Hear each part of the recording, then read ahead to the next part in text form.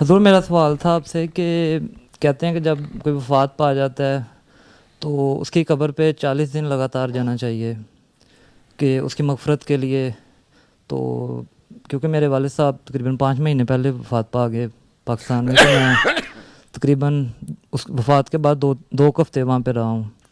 تو آپ اس کس نظر سے دیکھتے ہیں اس کو؟ پوری ہے تو ٹھیک ہے، نہیں ہے نا. یہ سنت آنسر نے فرمایا کہ 40 دن جاؤ، کیونکہ مسلم نے اس پہ لکھا ہوا ہے کہ 40 دن روح جو ہے وہ قریب قریب رہتی ہے، اور یا اس میں تو اس کو تمہاری دعائیں پہنچتی رہتی ہیں. یا 40 دن کے لیے اگر اللہ تعالیٰ کے پاس چلی بھی گئی تو عرصے میں جو بھی حساب کتاب ہونے ہیں اس میں اللہ تعالیٰ زیادہ سے زیادہ دعائیں تم لوگوں کی پہنچاتا ہے ان کو.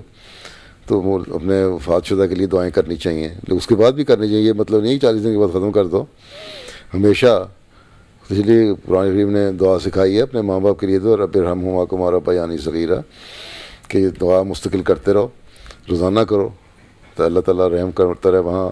اور ہر رحم جو اللہ تعالیٰ کا ہوتا ہے اس کے بعد اس کے درجات بلند ہوتے ہیں، فوت شدہ والدین کے لیے بھی اور دوسروں کے لیے بھی. تو یہ کرنی چاہیے. تو اس میں کیا سوال کیا بنا؟